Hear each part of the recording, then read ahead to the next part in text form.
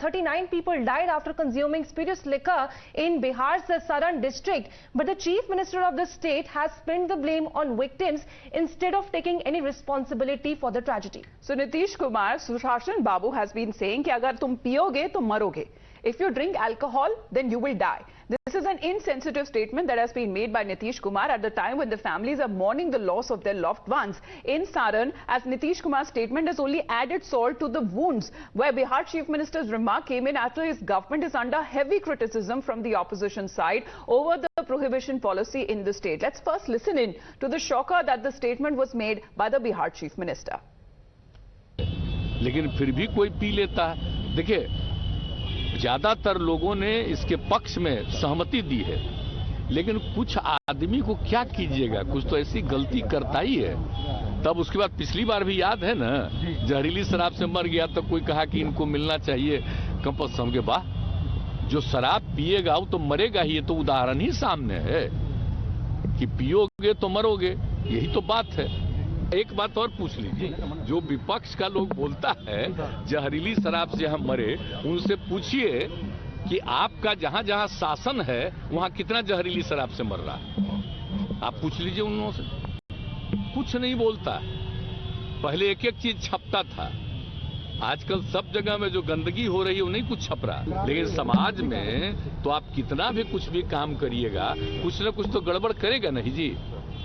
आई crime को रोकने के लिए कितना पहले से कानून बना हुआ, तब भी हत्या करता है ना. तो क्या कीजिए, कुछ तो आदमी गड़बड़ करता ही है. Now, even as Nitish evades responsibility, the BJP went ballistic and protested both inside and outside the Bihar Assembly against the Bihar government. And if blaming the victims wasn't enough, Nitish Kumar was even seen laughing as he entered the assembly. So sparks even flied inside the assembly, even as the BJP raised slogans, to which an angry Nitish Kumar shouted कि शराबी हो गए हो तुम. Listen in to those reactions that came in, especially when it comes to the dramatic remarks that were being made by Nitish Kumar inside the assembly.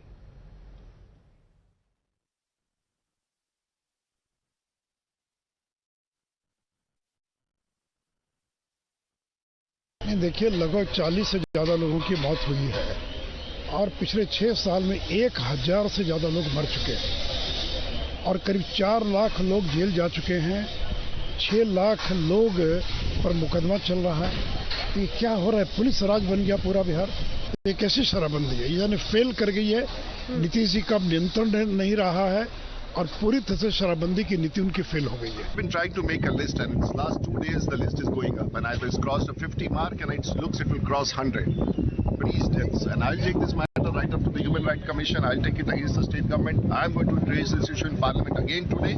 This is an absolute. Whenever a person fails and he sees that his policy has been doing a wrong to the state, the frustration creeps in. It is utterly insensitive, shocking. More than 40 people have lost their lives. What is this?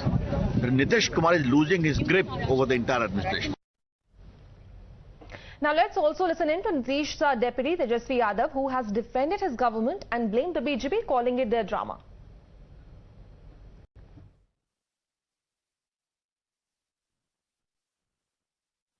कि भाजपा के लोग ये बताएं कि 4 महीने पहले कोई मृत्यु हुई है कि नहीं हुई. जब गोपालगंज वाला जब कांड हुआ था तो ये भाजपा के लोग मौन धरे हुए थे. क्यों चुप्पी साधे हुए थे? तब कोई कुछ क्यों नहीं बोल रहा था? आज केवल ड्रामा कर रहा था. आज वेल में भी घुस करके जिस तरीके से नेता प्रतिपक्ष होकर के जब सत्र चल रहा हो, सत्र के बीच में इस तरह का ड्रामा करना ये उचित नहीं है. असल में इन लोगों के पास मुद्दा नहीं है, डरे हुए हैं 24 को लेकर के. But this is not for the first time when scores of lives that have been lost to spurious liquor in Bihar. With the prohibition policy implemented in the state that has often been called as an exercise in madness with no method by many. In August this year itself, 17 people lost their eyesight in Bihar Saran after consuming illegal liquor.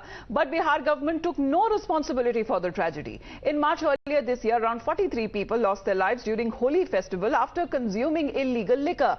Even as the opposition demanded answers, Nitish Kumar said that point in time even that one who drinks is not an Indian but a Mahapapi, where over 40 people died in Buxar in January this year due to spurious liquor, and even in 2 other separate incidents during Holi, 8 others died in Bihar in April 2021, and 30 died in 3 days after consuming illegal liquor.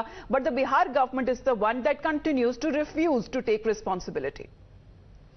Let me open my colleague Aditya for more on this. Aditya, जहां तक कि पूरे मामले की बात है, जो shocking reaction आए चीफ मिनिस्टर की साइड से इस वक्त पे, जहां पे ये एक बहुत जो प्रॉब्लम है काफी लंबे समय से चल रही है और इस नए मामले में लगभग 40 लोगों की मौत भी हो गई है, तो ऐसा स्टेटमेंट आना काफी कुछ सवाल खड़े कर देता है। जी बिल्कुल, सिर्फ सवाल नहीं खड़े कर देता है बल्कि ये दिखाता है कि गवर्नमेंट का इंटेंशन क्या है। तो सबसे बड़ी बात होती है कि अगर कहीं कोई समस्या होती है तो उसका आइडेंटिफिकेशन पहले होता है, तब उसका रिड्रेसल हो पाता है। यहाँ जो विपक्ष का सवाल है, जो विपक्ष का मुद्दा है, वो यही है कि जब इस समस्या का आइडेंटिफिकेशन करने से ही मना कर रहे हैं चीफ मिनिस्टर नीतीश कुमार, तो फिर इसका रिड्रेसल कैसे हो पाएगा। बड़ी बात यह है कि जिस तरह से उन्होंने कहा है, इससे सारे लोगों को बुरा लगा है, सबसे ज्यादा पीड़ित लोगों के परिजनों को बुरा लगा है, जो कि काफी बुरी तरह से आउटरेज्ड है इस पूरे मामले को लेकर, और इस बात को लेकर कि किस तरह का बयान, किस तरह का असंवेदनशील बयान मुख्यमंत्री ने दिया। बिल्कुल, और मुख्यमंत्री की इस इनसेंसिटिविटी को बता रहे हैं कि BJP was taking on the JDU and in this government as far as spurious liquor is concerned, because earlier Mahapapi, that's the kind of jibe that has been already given by Nitish Kumar, and now he goes on to say कि अगर पियोगे तो मरोगे ही. For the moment, thanks very much Aditya for joining in. You're watching the morning news. I will be back after a short break.